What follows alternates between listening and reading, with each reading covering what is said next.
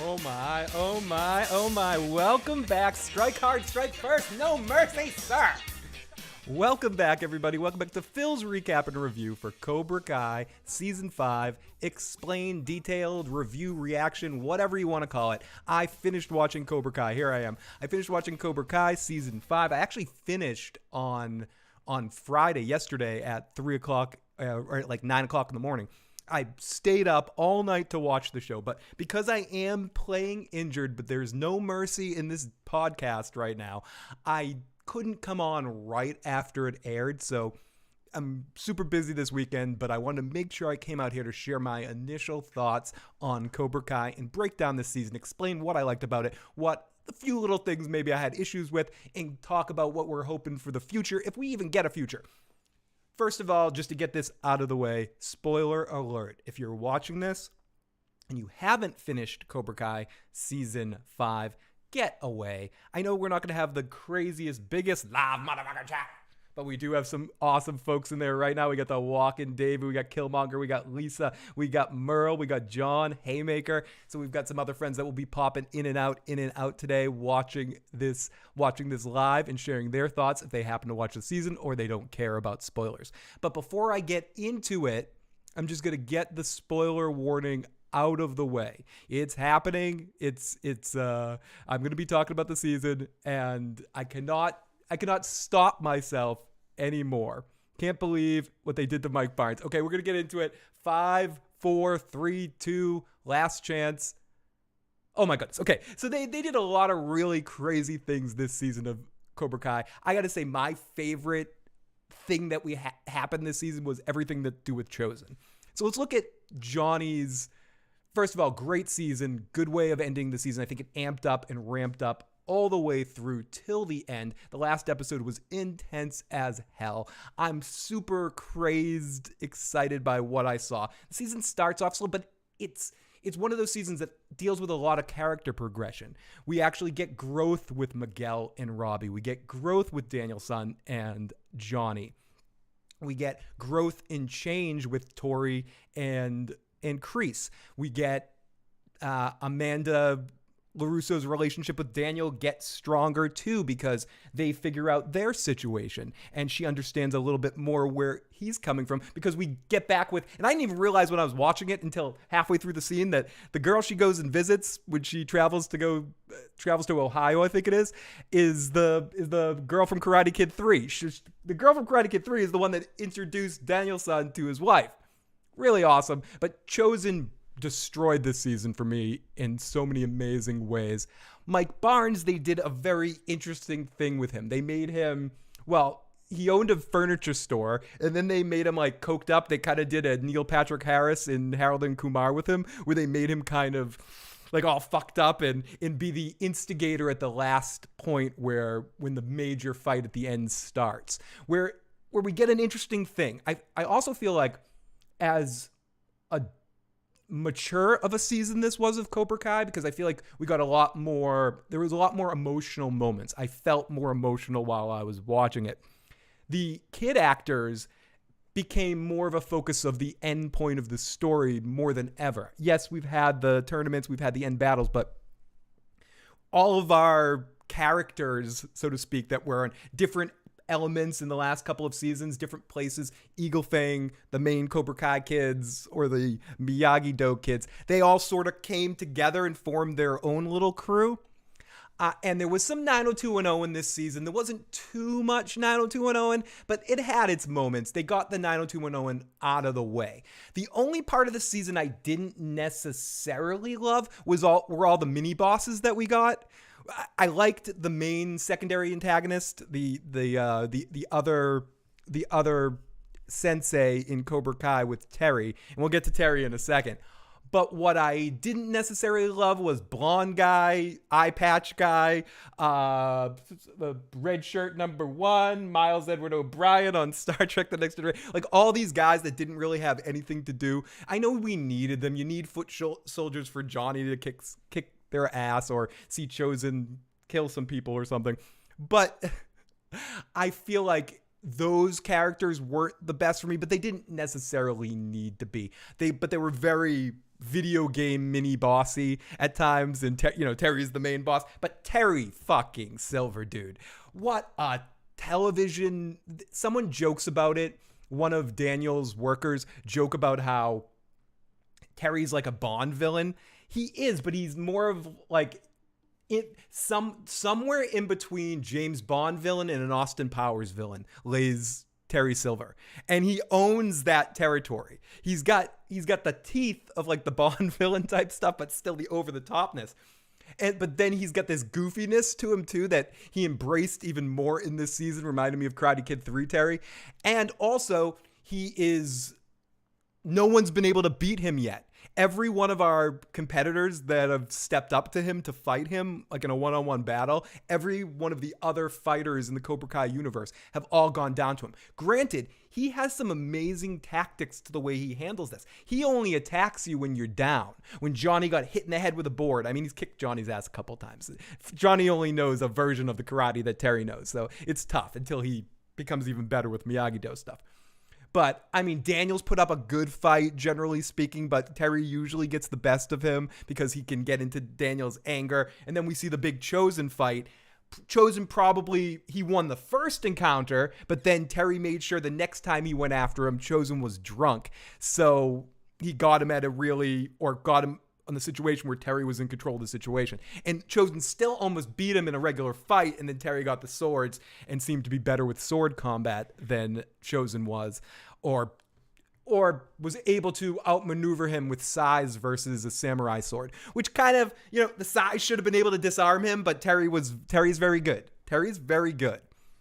And I don't know, this season's intensity really ratcheted it up for me. The stakes felt stronger because it wasn't just about a tournament, even though it did become about a tournament, but the edge was there. I really liked watching this season. And the thing that Cobra Kai continues to do, I'm binge watching an entire season over the course of an evening, and I'm not being held back. I don't feel like, oh God, I can't watch this next episode. Every episode pushes you strongly into the next episode, and it excites me about it.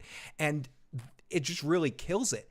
And that could very well be an end to all of Cobra Kai too. The way that this season ends could 100% be the final point in time in all of Cobra Kai, and there could be no more. I want a season 6 and season 7, but it might not happen. Holy shit, we got our first new member going on right now. We've got John Haymaker with a dime bag of support. Thank you so much for supporting me right now and becoming a channel member. You get that little cute conga next to your name. I might change what that badge is, but right now it's a conga. And you also get access to some custom emojis more every month. They let me add. So thank you so much for being a channel member. And if anyone's checking this out and wants to become a channel member, you can find that out right on my page.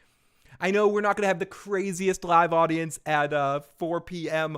Eastern time on a Saturday when everyone hasn't a chance to binge this, but I am happy to have some of you guys with me today. And if any of you want to call in and share your thoughts about Cobra Kai, you can do that at 781-990-8509.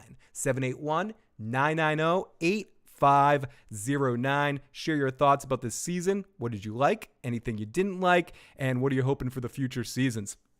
Let's open up the live chat in here. And please, if you can, hit that like button and share this video out so we can get some more people in here. And thank you so much for and I also have a poll question. My poll is up in the chat. And thank you for everyone that's watching having voted in this poll. Who is your favorite character this season? We got Chosen, Terry, Johnny or Danny, somebody else. I also think Daniel-san had a good season emotionally, and they showed some ups and downs and showed the positives and the negatives of Daniel, because Daniel's not without warts, so to speak. Those walls in your dick are gonna go away until Daniel starts using his temper every day. And they didn't shy away from that stuff. And that's what I like about Cobra Kai, because Karate Kid, the movie, would just be like, Daniel, oh, he's not an angry kid anymore. He learns the lesson Miyagi needs to do in that particular movie, and then he's gonna win the fight. I mean, that's action movie. That's 80s action movie or 80s sports movies, whatever. Made by Rocky, furthered by the Karate Kid.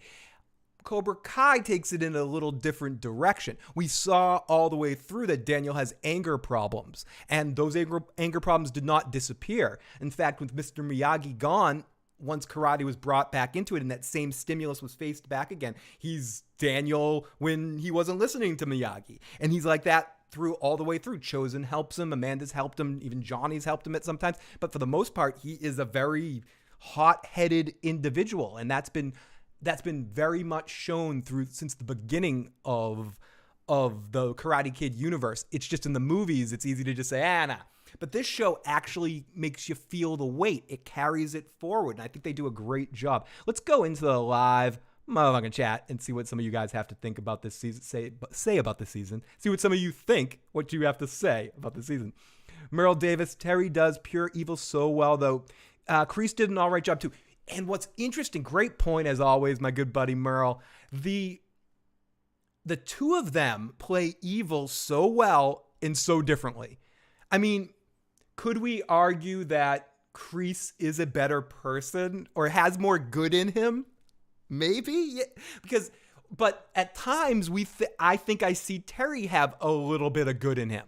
And I know he's pure ultimate evil, but there was a few moments where he's trying to connect with a kid and some of the stuff he was saying. I know it's a lot of bullshit, but I think Terry does believe in helping people to his own agenda. I think Kreese is the better dude because I think at core, Kreese is a wannabe hero. I don't think Terry has any misconceptions about being a hero. I think Kreese thinks he's really preparing these kids for the war of the life. And Daniel's son and now Johnny are getting in the way of that.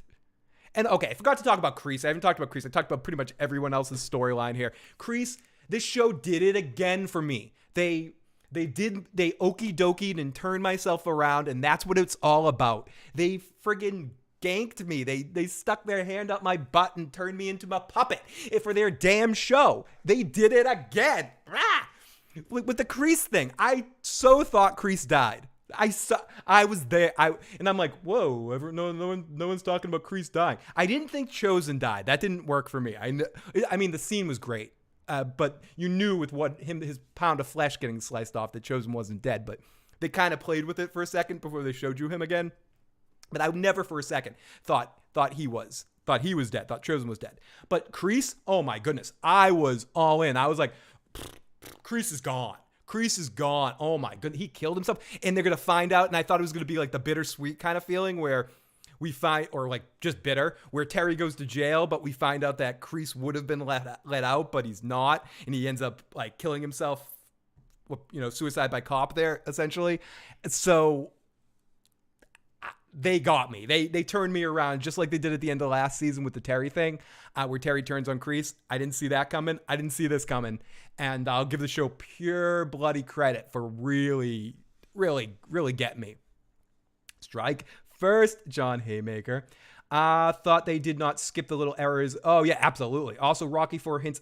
Thank you for mentioning that, Tim. I don't even know if it's in my notes anywhere, but the Rocky IV stuff with the guy, the head of the world tournament, was just hilarious. The way he yells, Drago!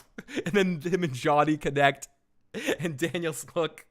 And that scene, so perfect. All the little touches, all the little references continue to be great. But what I love about this show and what makes this show great and some other things that try similar things not, is this show makes the references and all that stuff part of its pedigree.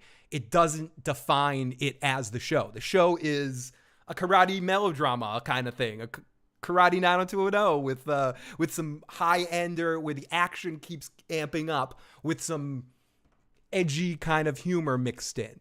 So it doesn't matter to me as much. We got the amazing, the talented, the incredible, the Walking David in the live chat. If you're on the Tick and the Talk, make sure you follow the Walking David and keep your eye out for some interesting projects in the near future in the real world of acting that you might see the Walking David. And I can't wait to nothing but good things for the Walking David, hopefully to come. And love you, buddy. And I've said it millions of times. Every time I get to podcast with you, or one day I hope to get to share a stage or a screen with you, my friend. I hate all this Kenny hate. People just Kenny has skills. I think the people that are hating on the Kenny thing, I get their points in the sense that all these other people are a few years in with talent, but they needed a antagonist for Cobra Kai. They absolutely did, because everyone else, all the other antagonist kids, the boys, they set them up as logical, like full logical characters at certain points. So they needed to leave Terry's insane showcase going on here. Kenny, the actor that plays Kenny, is exceptionally, I'll say it in a dance way, he's crisp in his movements. He looks really good doing the martial arts and looks really evil at the same time. He has a good evil smile. I get why they amped up his ability, and so they added it to like an in-story reason that he shows more promise than any other kid. So I kind of don't mind Kenny being able to fight toe-to-toe with a lot of these other dudes. And they also made sure they put in that scene with Terry teaching him some shortcuts. Kenny is the ultimate adopter of the Quicksilver method.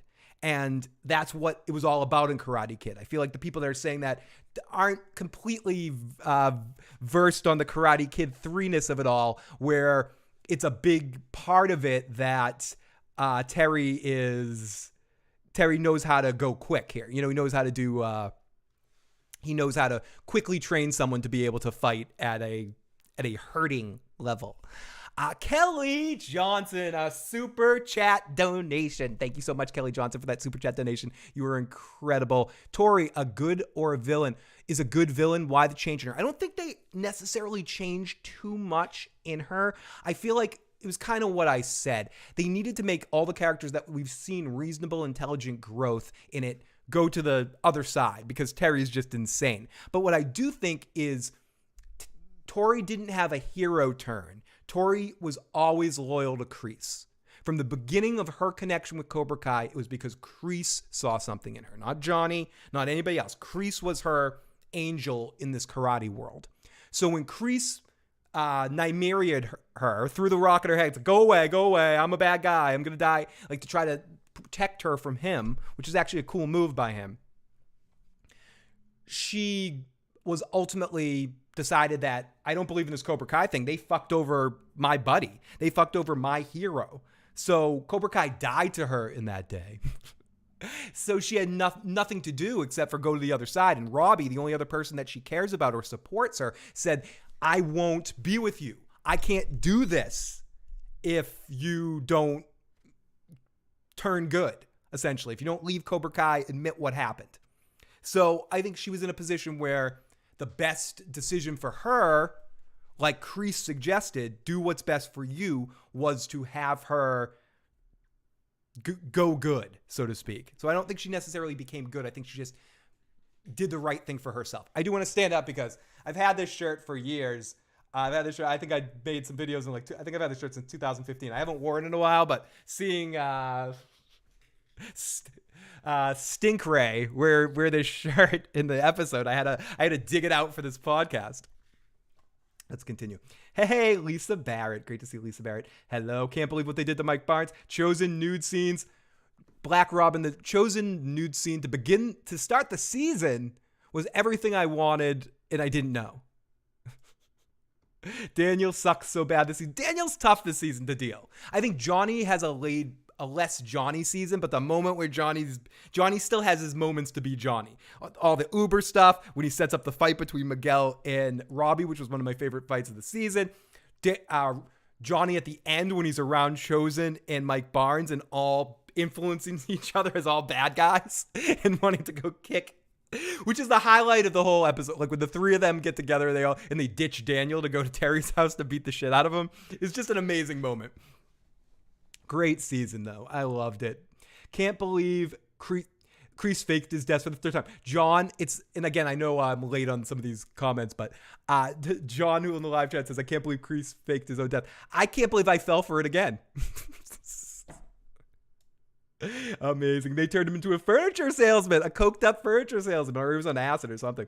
Kreese walking out of there was like Mike Myers. It totally was. Jessica Andrews was a surprise.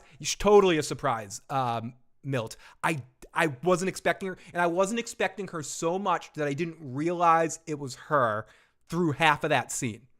until Terry came up, like when she first showed up, oh, I'm going to party with you. And they go out and they have the problems with the other girl. Like until Terry came up in conversation and Terry Silver's back. I'm like, how does she know Terry's? Oh my God, that's her.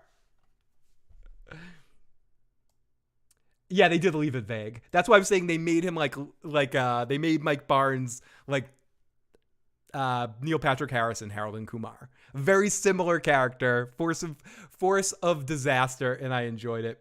How many teenagers do you think you know are able to get into sensory deprivation tanks? Like Sam. Well, do you have a friend like Moon and Yaz that can just probably, get their way into anywhere they want? I thought Chosen was dead. I had a moment, the longer that scene went, I didn't think Chosen died, though.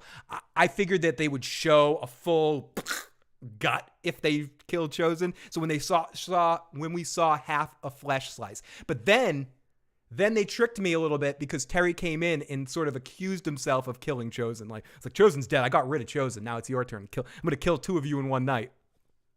And I love how they set it in a situation where they were breaking into his house so he could kill him. So it was a very possibility. I'm just saying, for me personally, I was like, they can't kill Chosen like this. But then part of me was thinking they introduced Kumiko as a possible love interest for him, and now they're gonna kill him. They can't do this to me. This would be gutting.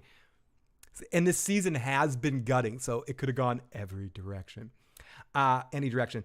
Great comment though, Backman. Season 5 has become my favorite season so far. That's obviously something I have to say here. I'm super hyperbolic in the moment. Right now, this is my favorite season. It would be 5, 1, 4. Those would be my top 3. I'd have to think about the order of the other ones, but they're not far behind it. I don't dislike any season of Cobra Kai. I don't think I dislike any episode of Cobra Kai. There's seasons I like better. I think this show is amping better. I think last season, the fight choreography got better, and that continued into this season. And this season, I think some of the drama and some of the acting choices are getting better. And season 1 just has a very special place in my heart. It's hard not to have that in my top 2 somewhere because it's so good and it works so well. And it was on a different medium, so you have to think about it in the YouTube premium, YouTube Red premium fashion, that it's sort of, not that anyone really bought that system, but it was good enough to sell that system, and it was in a different platform. So I don't know. I do feel like seasons 4 and seasons 5, the stakes and all the quality of the film stock and the fights seem better. The quality level seems up to me. Excuse me for 1 second. I'm going to put on a piece of music and then run to go turn on my fan. Am I really going to do that? Wait. Put on some music here. I'll be back in literally 2 seconds. Play the fucking music. Oh, I guess I'm not playing any music right now. Jesus. What the hell? Okay. Nope. Guess not. Okay. So I'll run away in a second here. I don't know why my music isn't working at the moment. Okay, so let me continue with the live chat. When Terry picked up the katana, I was getting Highlanders vibes. Absolutely, that's a good point. That's a good one. I was also getting Ninja Turtle vibes with the size versus the swords or something. Whatever. I guess next season they'll be fighting the global tournament. Yep. I don't see where season 7 comes, but the season 6 is obviously the global tournament.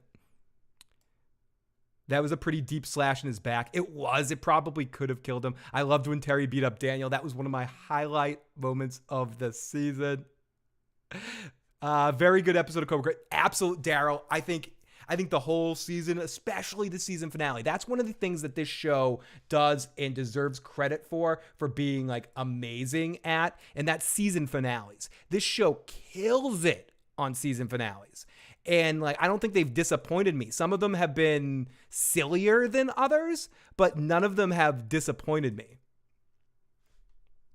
So I cannot wait for like to see where this goes. Anyway, I know that's like a brain fart because I'm like, it's over. I'll be right back.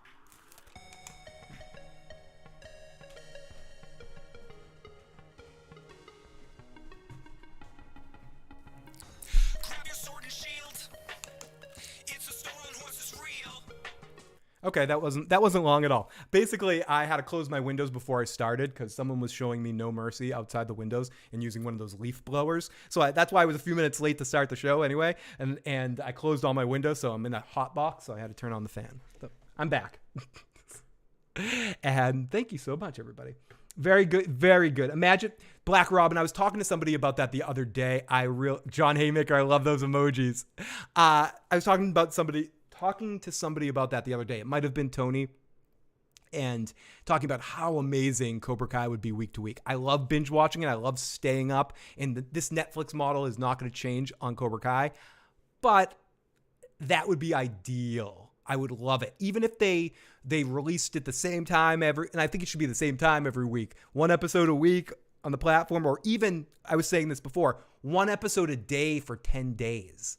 Just to kind of build up the anticipation episode by episode. I know people that love binging, and I love binging too. Like, Phil, get your fucking hand out of my pocket right now, asshole. But no, I'm saying that for me, for what I do here, in the interest of like hyping it up and coming out here and talking about it, in being able to break down every episode in detail of all the awesome stuff that happens, because so much happens episode to episode that I'm going to miss. There's only so much I can talk, and I'm going to be out here for about an hour here today talking about this episode, talking about this season, but I'm going to miss things. But if we could talk about this episode to episode, and I know I could break it down. I could go back, and maybe I'll do a big rewatch of Cobra Kai one day and really break down every episode like we're really watching it episode by episode. But imagine if Netflix took 10 days and just in a matter of 10 days released all 10 episodes every day, or 14 days released 10 episodes, and just make it every day sort of an exciting thing. 8 p.m. every day, the 8 p.m. Eastern time every day the episode drops. I would freaking love that. Hey, Jake Cruz. John Haymaker, again, thank you so much for that super chat donation. For the channel membership. Even better. Westerosi Ninja, I thought this season went downhill after episode 2. The Mexican episodes were great. Merle Davis, you're in Boston. Technically, it's true. It's very true. All the violence, I'm surprised the guns come out. Do a live for every episode. Exactly. Do a live for every single episode after every single episode. So let's get into some of my thoughts. I have literally 36 pages of notes. I'm not going to go through every single thought here, but let's break down some of our thoughts. Keep the questions, keep the comments coming about your season, about your opinions of the season. Maybe you didn't feel it as much. I think Milt said he wished the Mexico stuff would last longer. That's where he felt like the season didn't really went downhill for him after that. I know some people didn't like the first 5 episodes and liked the second 5. Some people weren't feeling it, felt the final episode. So I'd love to hear what your thoughts are. Me personally, I love this whole season of Cobra Kai. It's right now in my top 3. But what's awesome about here, if you're sharing your thoughts or in the comment section, it's not an echo chamber. Tell me I'm wrong. I love it. Loner Cognito says, it seems like the pacing went fast in those first 2 episodes. Exactly, Westeros and Ninja. That's what we're picking through. Do you like Ghirardelli chocolate? Do you like Lindt chocolate? They're both really freaking awesome. Give me some chocolate. Do I like cats? Do I like dogs? I just want to pet furry things. Put them on me. You know, I'm not picky. Do I like blondes, brunettes? Yes, please. Like why are we trying to be so binary? So let me know if this is towards the top half of your interest in Cobra Kai seasons or towards the bottom half. I'm glad Miguel and Sam got back together. Me too. I didn't mind a little 90210 in that first episode because you needed it coming off the last season and the last couple of seasons of build-up. But I'm glad that they didn't stretch that out past this season. At the end of the season, all couples are together. Everyone was coupled up by the end of the season without a lot of relationship drama. Robbie and Tori are a couple. Hawk and Moon. Yasmin and Dimitri. Daniel and Amanda are stronger than ever. Chosen's going to get a chance with Yuki. Kumiko,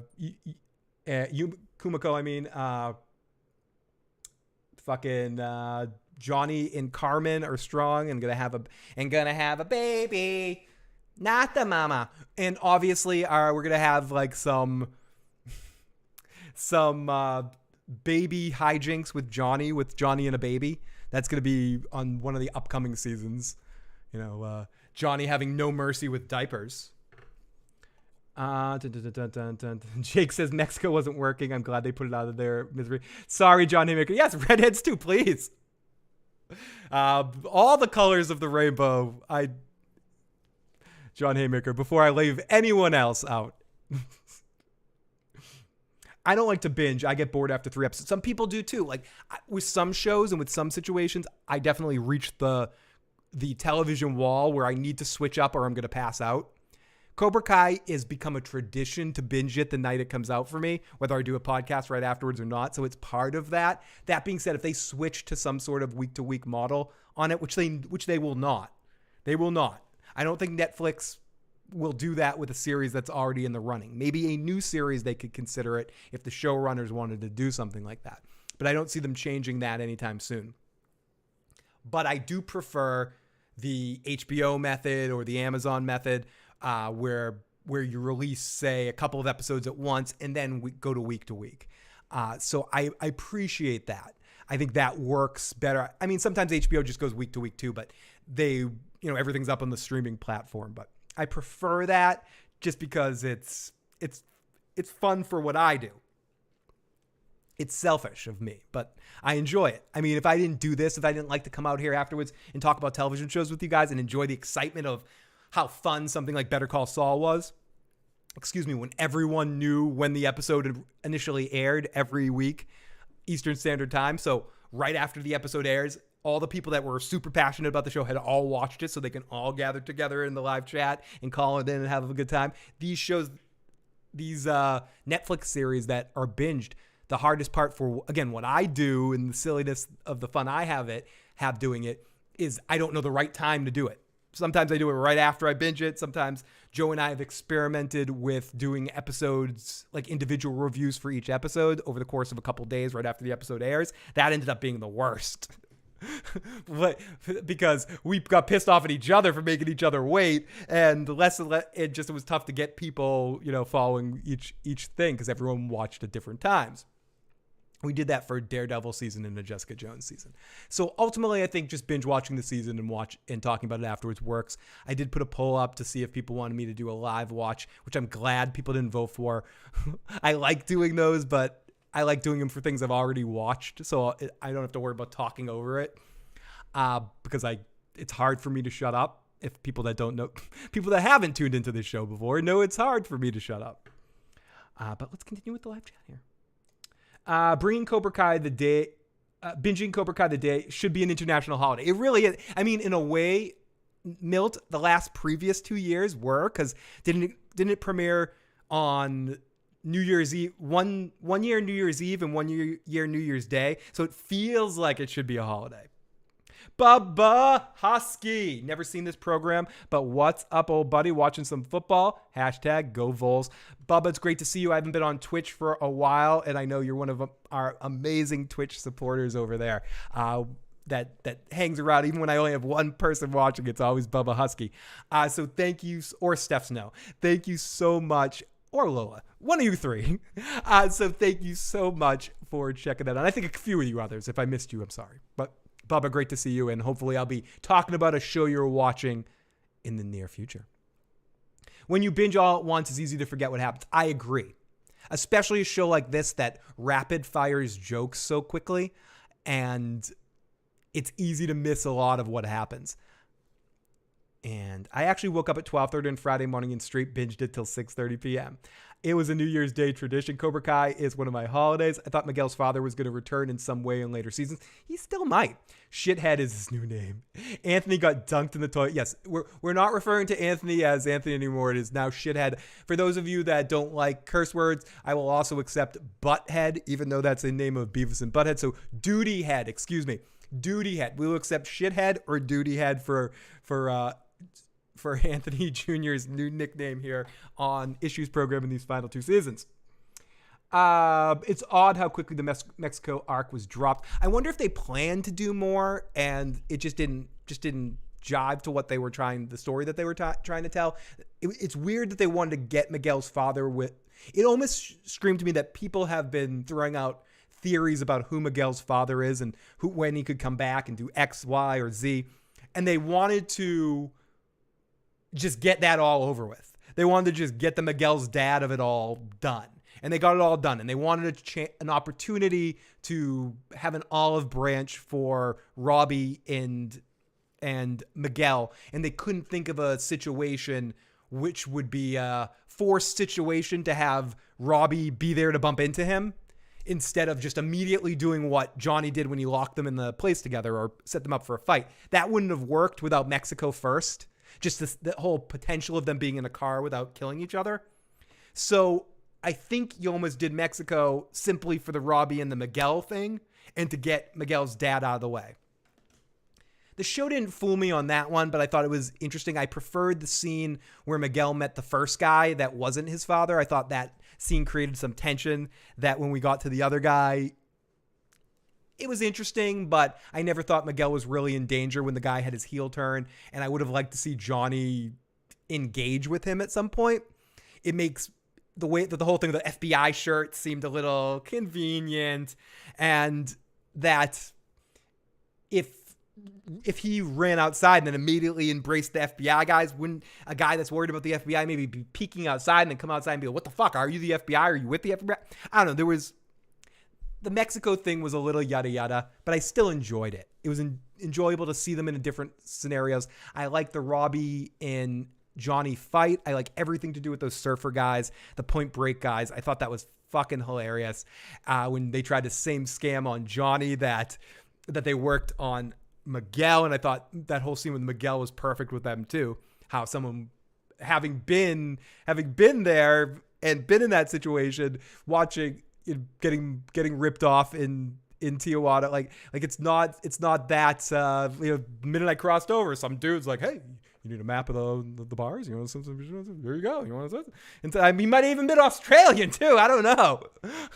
I forget. I knew he had long hair and looked like a douchebag. But either way, so that's not entirely like made up situation there. It's like take advantage of the tourists right at the bus stop. So yeah, so I can relate to that. Most of Mexico scenes were Johnny and Robbie bonding, getting into trouble. And that's too. They needed a situation for the two of them to bond quickly and have some interactions together. I did not mind it, but I preferred the second half of the season. And I'm coming off my hyperbolic feeling of how everything led down the Terry arc, Terry's strategy. And I'm not going to get into beat for beat moments. Maybe I'll do a secondary podcast with a guest and break this down. If Joe contacts me and ends up wanting to talk about this season, we'll do a more deeper, darker breakdown here. But for now, again, this is just sharing initial excitements, initial thoughts, percolations and peaks and valleys of this season of Cobra Kai. That actor was in the Mortal Kombat movie. Oh, Merle and Loner Incognito owe each other cokes from that Jinxon over there in the live chat. Yeah, the surfer guys were hilarious. That was like some of the best comedy of the season. There's a few moments that were just hilarious. I also, for all the Game of Thrones fans, we continue with our Game of Thrones references, and actually a House of the Dragon reference where where Dimitri refers to Terry Silver as Sensei Targaryen. Which was very good. I like that. So I could definitely see Terry as a Targaryen.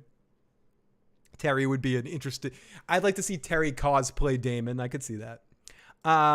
Surfer dude. Oh, he was also Kano, and thank you, Loner Cognito. Pinch poke. You owe me a Coke. Never trust an Australian in Mexico.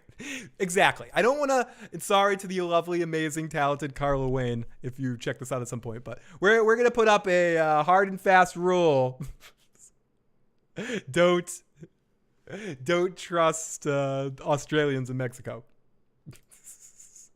I owe Bubba a Coke now. I'm in trouble, and I'll get you a Mexican Coke because we're in Mexico. Again, Johnny is just hilarious in Mexico. He goes into our rest stop. He comes out, Robbie, I got you some Mexican candy, some Mexican Cokes. And Robbie's like, Robbie with him is great. I love that the actor that plays Robbie, who's getting better, can actually finally laugh at all the stuff that Johnny says to him and not have to play that he's not entertained by it. And in that scene, it almost seemed like the actor was was finally in heaven, being able to enjoy every part of what Johnny has to say. He's like, I got you some Mexican Cokes because we're in Mexico. And I got you this little, this doodad here. It's not in poor taste. Don't worry. And Robbie's just like, I think they're just Cokes because we're in. And just his whole interaction with his dad this season, I thought Robbie had a good season too. They nerfed him a little bit from a karate skill standpoint. And they also nerfed Hawk a little bit, but I'm okay with it.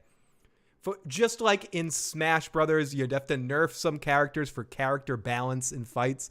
I'm fine with that, as long as Terry is OP. As long as Terry continues to kick everyone's ass, and it's not until the combined strengths of Chosen, Mike Barnes, Daniel-san, Johnny, and Julie all showing up. Like the 5 of them have to beat Terry all at once. Or we finally get everyone sober against Terry at the same time. Or Kreese is the one that takes down Terry, which is basically going to be what happens. Dimitri selling Johnny a $50 phone. That whole scene with Dimitri, where Dimitri apparently was busy doing some other stuff, so he couldn't be in as much as the season that he wanted to be. He got, not demoted is a bad word for it, but he got moved down from main character to reoccurring. So it usually means someone has a scheduling conflict of some kind. So I think they probably wanted to find an individual scene to shoot with him alone, because they didn't have everyone else and they had to get him on a pickup or something. So they probably created that Johnny scene with him being his tech guy, simply for that reason. And I'm here for it. And it was awesome. Yeah, the tow truck scene where Johnny says, yeah, it's a kick-ass decal, and then the van gets towed. Yeah, all those little moments where he's like communicating with him was great. I think Daniel-san, I'm not going to call him the weak link of the season, because Macchio did some good acting, but Daniel annoyed me a lot this season. And he was a hot-headed douchebag and had too many ups and downs. Reminded me of, I don't know. Daniel was tough for me this season. And Johnny was Johnny. Johnny like maintained. That's why in my poll I wouldn't pick Johnny as my favorite character this season.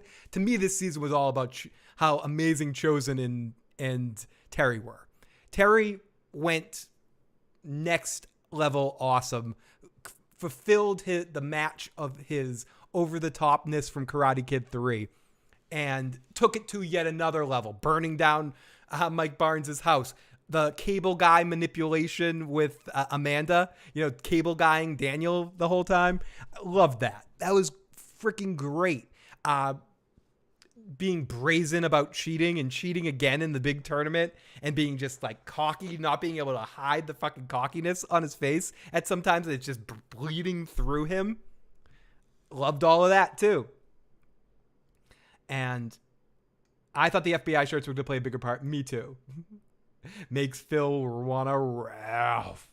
Johnny is the new symbol of the gig economy. Johnny and the whole gig thing with getting 1 star. Johnny had a couple of montages this season. If they keep doing that throughout all of Cobra Kai's run, this series can last as long as it wants. As long as it remembers what's awesome. This is the thing that pisses me off about rock bands, and people say, we're going to make any music we want, Phil. Yeah, I know. You'll make any music you want, but doesn't mean I can't bitch about it, right?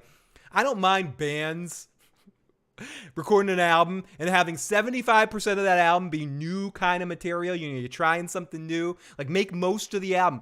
Give me 4 or 5 songs an album that give me the old shit I like. That's my problem with the Chili Peppers, okay? The Chili Peppers, I don't care. You want to become emo? That's fine. Be emo. But give me 1 or 2 songs like Mother's Milk, Freaky Styley, Uplift Mofo Party Plan.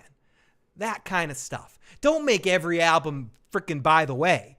You do that for the new people. Constantly try to evolve your music. Do what you want to do. But give me a couple of tracks of like the heavy punk and the funk. Same with like a band like some of these bands that just go in a different direction. And I feel the same way about shows. You want to try something new? Try something new. Just give me in a comedy kind of a series. If you want to keep me loving it, Cobra Kai, give me a couple of Johnny fish out of water montages a season and doing freaking ridiculously horrible things and having some confusions happening. It never gets old for me. I can watch William Zabka forever do that stuff. He plays it in this earnest way that he does it, but while being a prick and sweet at the same time. Johnny Lawrence, spirit animal. Pawn Shop Guy was great. The Pawn Shop Guy got depth this season. They made him. I almost thought he was going to ask Johnny to work for him, but they made him my kids, and you're never going to meet my kids. Like that whole vibe. As long as they keep doing that, keep giving me the Uplift Mofo Party Plan, the dirty Johnny like stuff from season 1 and 2, like Johnny just being an idiot and being complete. Like now everything they're going to do with Johnny raising a baby and everything they can do with that too. Perfect.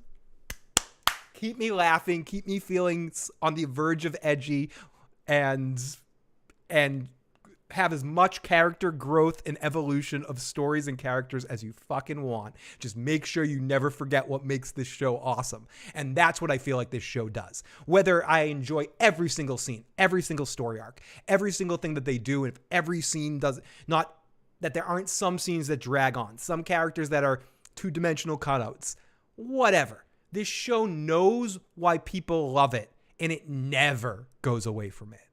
Or it hasn't for 6 seasons. Even if it's not fully, every season is your favorite season. It's another person's favorite season, and they're not wrong. Because, except for season 2. No, I'm kidding. I even like season 2. But it's easily my least favorite, and not because it's bad. But if I was making my season ranking orders, I would not have to think that season 2 would be my least favorite one. But that's not to say it's bad.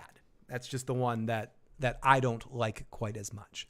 But none of them have been bad, and none of them forget what kind of show it is and what makes the show awesome.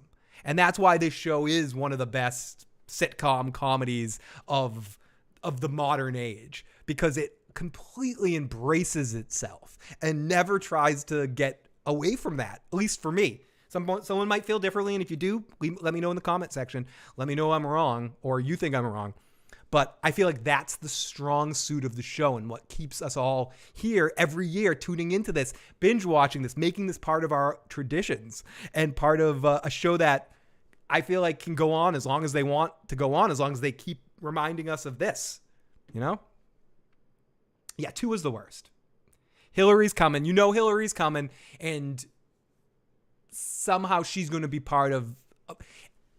And this is the thing. I'm interrupting myself and my own thoughts, but this is the thing. This show, beyond everything else I said, it handles these bringing back of characters stuff perfectly.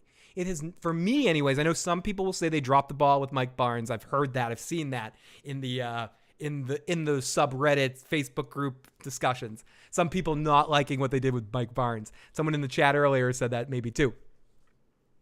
But I think for the most part, most of the characters, choices that they brought them back, they bring them back for a reason that has more layers to it than you imagine it could. Like with Terry, it was really done well through the way Kreese brings him back in and all their history and learning more about their history.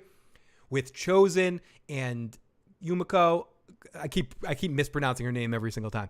But Yuki, I'm going to call her. You know, I know it's not her name. The two of them, it was an amazing Okinawan episode, one of Ralph Macchio's best episodes in the entire series from an acting standpoint. And we get this whole detailed thing of him and Chosen really connecting. And obviously now we have this whole thing with Chosen coming back and probably my favorite character in the show since Johnny and Terry, like the two of them. Like, fucking incredible. And they did it again with Amanda's friend, the first girl from the first episode. And I loved what they did with Elizabeth Shue as well. They're going to make Next Karate Kid a better movie by whatever they do. And if they can get Hillary, which I know they're trying, I don't know if she wants to do it, but they've been trying to get her for 2 years, I think. If they finally get her, it's going to make sense. They already have an idea of how she fits into it, and it's going to make some sort of sense. But I think she's going to be there. The Pawn Guy was the winner of season 5. Julie Pear should come back as an international karate official in season. That's a great way that she could come back. She could be not a performer, but maybe a competitor in a different dojo, or a sensei of a different dojo that gives respect to Miyagi-Do. Jay, we got Jay in the live chat. Season 5 was amazing. Drunk was incredible. And SM Down, I see that I do have a couple of voicemails for you. I will play them before I end this stream today. Just trying to get through all my thoughts and the basic thoughts of this. But I think I've almost talked about everything. Beat for beat, but for every little point. And we're not ending. Keep your thoughts coming in the live chat. Keep your questions coming and calling on in if you want to call in and leave your thoughts. But I think I've almost hit on everything here, but Drunk Chosen was hilarious. Chosen just in general, like his fish out of the waterness, that works, almost matched Johnny's amazingness throughout the entire series. Really good stuff. Stinkray too. Again, I'm wearing the Stinkray shirt. He's a one-dimensional character in the way that he does the same thing every time we see him, but they don't use him enough to annoy me with it. So when they do use him, I liked it. I liked Bert this season for some reason a lot. I feel like he's pushing himself up to the top of the also-ran kids. But I think all the kids had great performances this season. I haven't really talked too much about them. This might have been my favorite Sam season. I think they did some real growth with her as a character. And I like how they have the character of Sam make some real human mistakes. And they don't glorify her on the show because of those mistakes. So she actually feels the weight of the mistakes and the decisions she makes, both positive and negative. And in this season, all the chickens came home to roost, Bobby Boucher. And everything came together with her. And I thought she really had an awesome season. Mary Mouser did some incredible acting for her this season. And I cared and felt more for Sam as a person than I have with any other character, any other season with her. Tori, I thought Tori had a better season last year, but I thought she did some good stuff this season too. But I felt this way about Tori last year. Miguel was really good at the beginning of the season in his character progression stuff.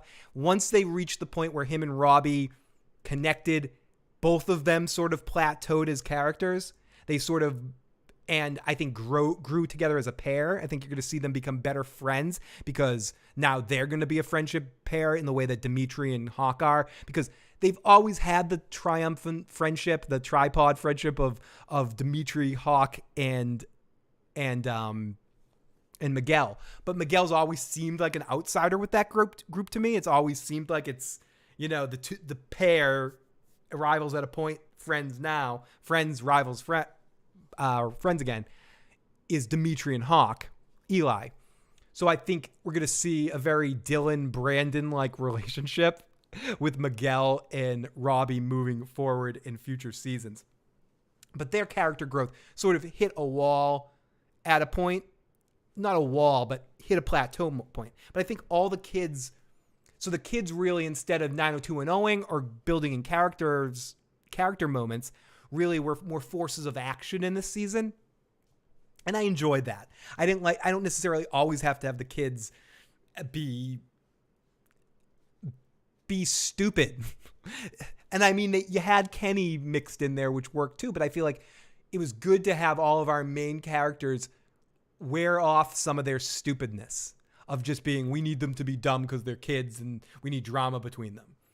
I like that at the end of the season, I said this earlier too, that all of our main young characters are all friends in some way, shape, or form, or working together on some big Ocean's 11 plan to screw over Terry. That even at the end, when Terry calls, he thinks that it was like Daniel's plan to distract him with the fight and do that. He's like, this is the stupidest plan I ever heard. It's like a plan a kid would come up with. And the kids are like, yeah, it's because we came up with it, dumbass. I like that a lot. Is the color pit, where's what's called, is the color pit? Yeah, penalty flag color, penalty flag yellow. Miguel and Robbie together is unstoppable. I agree. I loved their fight together. I thought it worked really well. I said it earlier, one of my favorite fights of the season, mixed with our Death Star Emperor Darth Vader Luke Skywalker fight. I love that. I love that fight between the two. And then when they work together and their interactions, like when they touch base about Tori and Sam's issues and trying to work together and parent trap them a little bit, like it worked really well. I think both actors have great chemistry, and I like I like the future of the series with the two of them as friends. I think they make a great dynamic duo. And when they fight together, it looks cool, dude. Eye the Tiger drunk bro moment. What the fuck? That was amazing. That was amazing. All the music and stuff. They continue to pick the right music. That was an incredible Eye of the Tiger moment. Was awesome. I also really loved the back to Mexico for a second. The Spanish unskinny bop worked really well for the scene. The music is underrated. There was also a moment, I forget when it was. I have it in my big notes that I took that I'm not going through the 32 pages here. But there was a moment. Cobra Kai also has a theme. It has a main theme, and then it has character themes. Each character has Hawks' dun dun dun dun dun dun dun dun dun or something like that. It's almost like a Terminator music with Hawks' theme. Sam and Miguel have a theme. Johnny has a theme, which I consider the theme of the overall series. Bum bum bum bum bum bum bum bum bum bum bum dun dun dun dun. It's I can't sing today, but it's something like that. I wish I could play it, but I'd probably get copyright struck. I love it. I fucking love it. Every time they play that theme, and they only, in my mind, in my ears, only played it once, a half of measure of it twice, maybe twice. It's a lot in season 1. It's the theme of season 1 in some ways. I love it. It fills me with all kinds of feels. But the music in general in the show is an underrated aspect of what makes it awesome. They pick the right songs in the right times to have the right reflective tissue on the scenes that you're watching. A plan would have worked if it wasn't for those pesky kids, says Terry Silver. It was a very Scooby-Doo moment, you're right. When they fight, they made it up to the balcony. I was like, oh no, not again. And then they had a real after-school special moment, but it worked really well, where Miguel stops, and then Robbie's like, can you tell me why you stopped? I stopped because of blah, blah, blah, blah, blah, blah. And then Miguel stopped. Well, I was feeling uncomfortable. No, then Miguel says, I stopped because I didn't learn karate for that. I learned karate to be badass and to do something like that. Robbie, why didn't you stop? Well, I stopped because my angle got the best of me and I was tunnel vision. And the intellectual stimulation of negative power goes to -2. That was one of the 2 times in the episodes where the kids had like techno babble. One that was like emotional therapeutic techno babble right there. And then later on with the science stuff with Hawk and Dimitri, and then having Robbie be a thief, and all of them working together with some technobabble too. I thought it worked really well though. And then the after school special aspect of that worked awesome for me because it was reflective of the scene with Daniel and Johnny, where Daniel says and which again is what I was talking about before. I feel like it's the show creators talking to us. Evolving Johnny is fine, but don't forget Johnny 1.0 as well. Johnny 1.0 can get shit done no one else can get done.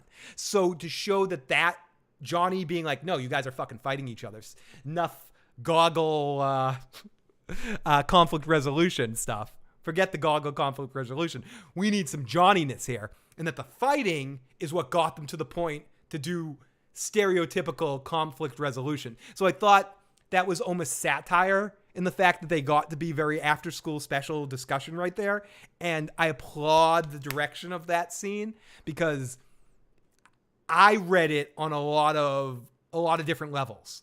And you could read it as, oh, the dialogue was bad or it got wooden there in that moment. I read it as very, very much breaking it down in like a deeper satiric kind of way. But that was just me. Hawk and Animal. Oh, what a rush. I always hated, you knew where someone grew up, like what part of the country, like in an online situation, in a wrestling discussion, if they refer to those guys as the Road Warriors or the Legion of Doom. They'll always be, I was a WWF/E kind of guy growing up, just because of where I grew up in the Boston area. But I still knew them as the Road Warriors. I actually pissed me off when they came because I did watch NWA stuff as well growing up. And I think wrestling, just bring up wrestling for a second, has so much to do with Cobra Kai and its excitement. I think that's part of it. Like the fights are very wrestling level craziness. And I actually was one of the few people I like Demolition, but I was always like, oh, Demolition is a Road Warriors ripoff. And I like how when the Legion of Doom came to the WWF, they were allowed to totally have no mercy on Demolition. But that aside, let's get back into it. Guy has not, he's not approved. Okay, that's the other thing, Merle. Thank you for bringing up that kid, Kyler. Kyler, actor that plays Kyler, you are the greatest actor of all time. Because there's two things I truly believe. One, that Kyler is the biggest dick cheese on the planet and genuinely feels like he's not acting to play that character. But I also genuinely believe that the real actor is not that big of a douche nozzle. So I must declare, I do declare that the actor that plays Kyler is the greatest actor of all time. Russell Hantz, I'm the greatest actor of all time. I feel like that kid is the greatest actor of all time because he is so believable as a gigantic douche nozzle. He's as great of an actor as Tom Wilson. Is that Biff's name? Like, he is the greatest douchey. And I love how they get called out. Like, who says that to him in the episode? Everyone beats your ass. It's my turn to beat your ass. It was Hawk, I think. Eli said, it doesn't matter if I'm Eli or Hawk. Everyone's beating Kyler's ass. But that kid plays such a believable douche nozzle that I can't believe that I give that kid the Biff Tannen Award for douchebags that played it so well that I'm never going to, if I meet that guy, I'm going to go, fuck you, dude. And then he'll destroy me because he'll beat me in a fight. But you know what I mean. Like Gul Dukat but he's dressed up in Kardashian makeup. But even the actor, Mark Alamo, like comes off like, this guy scares me when I hear him talk. I don't mean there's a handful of actors like that can just play characters like that so goddamn well. He's the Joffrey Baratheon of Cobra Kai. Joffrey is the same guy. Yeah. Jack Gleason. He's another one.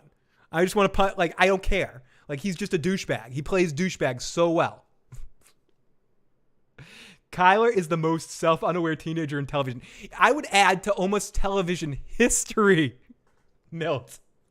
He's near the top of all time. All time.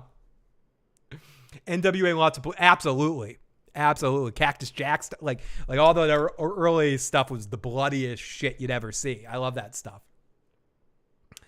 Ron White Chisel, yeah. Oh my goodness, Dimitri did not beat him. He did not. Okay, guess Dimitri did not beat him. Hey McFly. But yeah, Kyler. If they're never going to do it, but Kyler he's the best bully guy since Do It. There we go. I think Jay's first message got cut off. He forgot what he was going to say. Here we go. Let's go. Let's listen to what Jay has to say. And if you want to call in and leave your voicemail, now's the time to do it. 781-990-8509. Keep your questions and comments about the season. If I missed something you want me to talk about, please do. I've actually started a second watch of the season. That's what I'm going to be doing tonight.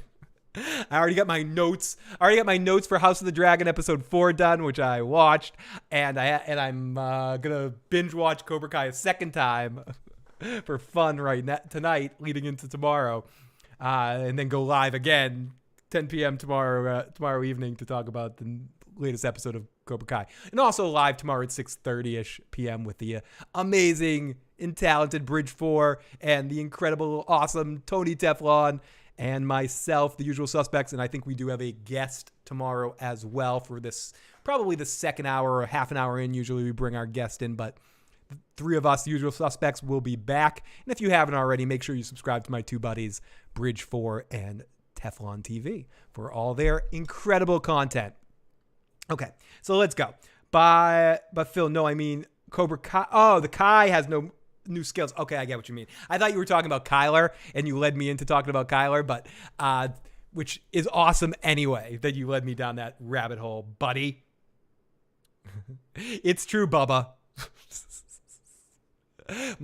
And then my mom's like, I'm hanging out with Bubba. She kept telling me, I can't see you, Phil. I can't kiss you on the cheek. I can't do that. I got a fistful of Bubba. Hey, Phil, if you take out Terry, is there a show anymore? I mean, haven't Daniel and all his rivals made a truce by now? Like, is Mike Barnes still a bad guy? I didn't really watch the entire season, but from what I saw, it seems like all of his former rivals are not really rivals anymore. And I mean, if Kreese goes good and takes out Terry, who's the bad guy for there to be a show anymore? Good question, and you're breaking up a little bit at the end. Excellent question right there. And yeah, you were meaning to Kyler. Okay. The thing is, and I hinted at it earlier, and I don't want to ruin the season. I know you don't care about spoilers as much, J Down. So block out your ears if you want to not get this. Kreese fakes his own death again. We talked about this earlier. Kreese is out and about. People think Kreese is dead. He wants revenge. There's a scene in the final episode. Excuse me, or second to last episode, I believe, where Johnny and Daniel go to see Kreese to try to figure out what Terry's plan is. They trick him. They make him think that Daniel's going to send his lawyer in to help him out of jail, but instead they set him up to go with a no mercy, bitches kind of thing that like from season 1. So he's leaving jail pissed and wanting revenge, not just on Terry, who's going to be in a jail situation but have enough money to be out on bail, while his trial is going on. Terry is definitely going to be our main antagonist. They also set up a secondary sensei that's connected to the original family of Cobra Kai, the Korean family that founded Cobra Kai, essentially that taught Kreese. She seems to have a better relationship with Kreese than Terry from the flashbacks that we saw. So I think our next villains in this next season, in the crew that's going to be going against, will be Kreese. Kreese is going to be our final endgame villain. That being said, could they introduce another villain? Could the villain from the next Karate Kid come back into it? That guy was pretty fucking crazy. Could they introduce yet another character? Could another dojo be our antagonistic dojo in the world tournament? Could we Mighty Duck this, where we go international and then we have the Icelandic team try to fuck with Gordon Bombay and the Ducks? I don't know. I think that this series ends with Terry and where they keep 2 Cobra Kai villains. So they're going to maybe bring next Karate Kid villains in, if anything, but I don't think they're going to do that. I think it's Kreese. And I also like, speaking of Karate Kid villains, I like how we got a Sato flashback too with Chosen. We got so much great character growth this season. I love everything that we got with the Chosen one. So let's go. Here we go. This is area code 403. Hey, it's Mike Ehrmantraut. He's back. We should make a show about Drunk Mike and Drunk Chosen. Sold. I would buy that. It in the elevator on the way up. Drunk Mike Ehrmantraut and Drunk Chosen. All about it. There was a healthy use of F-bombs. Usually they do 1 or 2 a season. There was a few big ones, especially the most celebrated one, Danielson's Mike fucking Barnes. Mike fucking Barnes. Okay, everybody. If you have any last-minute questions or comments I didn't get to, please leave them right now, or please leave them in the comment section. I love to hear your thoughts on Cobra Kai, but I'm going to start to wrap things up. I got to head out of here pretty soon, but I wanted to make sure I got out here this weekend. A lot of times I want to do something and then time passes and then it's too much time past the thing and then I feel weird going back and talking about it. That's what's been going on with Only Murders in the Building. I've been wanting to do a live stream with Anna and Tony for a couple of weeks and months, but the season aired during Better Call Saul, and I didn't have time for anything else, and now it's so far past the season airing. I'm like, well, now I'm just thinking waiting till before season 3 airs, like a couple of weeks before season 3, to amp up the hype of it is going to be doing it. So like then time goes. So I wanted to make sure I got out here tonight, right away, the day after the episode drops, to share my thoughts. So, but this might not be the last time I talk about it. I might come out after a few weeks down the road, or once we get some more announcements, or if anybody in my circle of co-hosts wants to talk about this series, I might come out and do a more detailed discussion with somebody that wants to break things down. But other than that, any other thoughts or comments of this season, please leave in the comment section. Profanity makes me feel more comfortable. I should do a Knight Rider breakdown. Listen. I used to have a Kit toy when I was growing up. I was all about Kit. I would love that. And I'm so happy to do another daytime cast. It's been so long since I've podcasted in the daytime. This makes me feel like I'm doing something naughty. Oh, Jay's got one more message. Let's play. Let's end things here on Jay's message. If by the time Jay's message ends, if in the middle of that time you have any other final thoughts, please leave them at 781-990-8509. Otherwise, this will be our last call of the night. Couple of things. Terry should be rich enough that he should be able to pay somebody to not even have a trial. Like, like Terry should be rich enough where, like, he should have bought like a federal judge or a governor or something and have a pardon already, and he worried to whip out or something like that. And the other thing is, don't you think it'd be really weird if they introduced the villain from the next Karate Kid? And I don't remember even who that was, because I don't remember watching that, sitting through that movie like straight through from beginning to end, or all the way or whatever. And I'm going to come back to your message, Jay.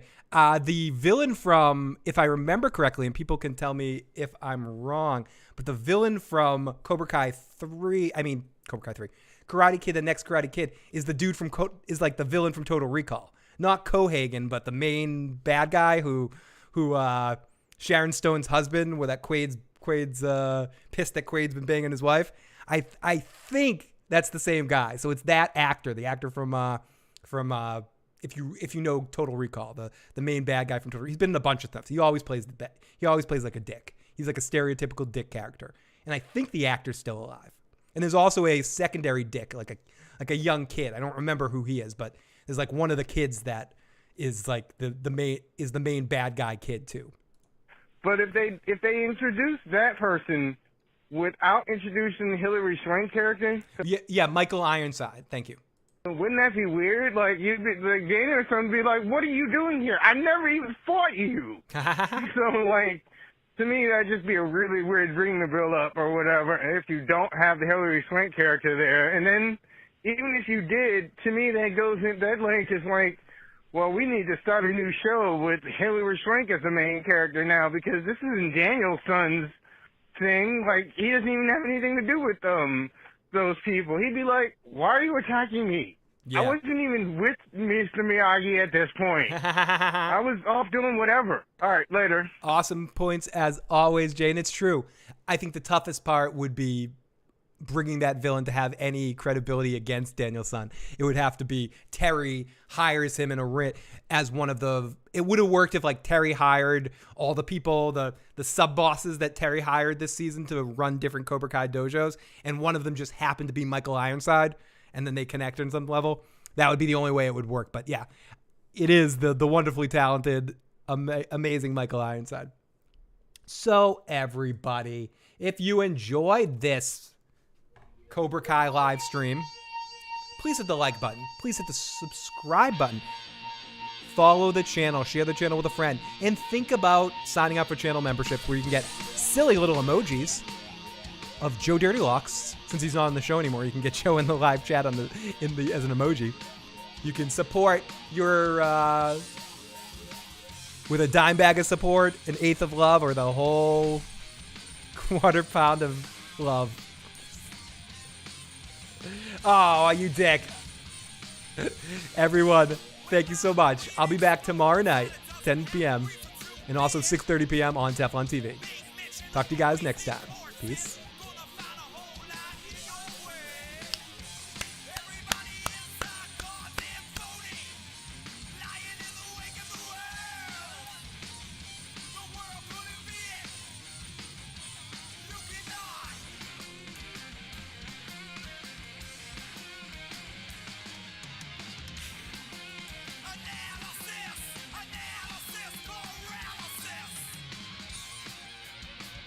Oh, wait. Stop the music. Stop the music. Stop the music. Stop the music. Stop the ending the show. Wait. I can't go yet. I have to end the poll. So, with a bunch of votes, we got 55% say Chosen is their favorite character this season. 17% at number 2 say Johnny in Daniel-san. And 14% say somebody else, probably one of the kids. And 11% say Terry motherfucking Silver. Talk to you guys next time.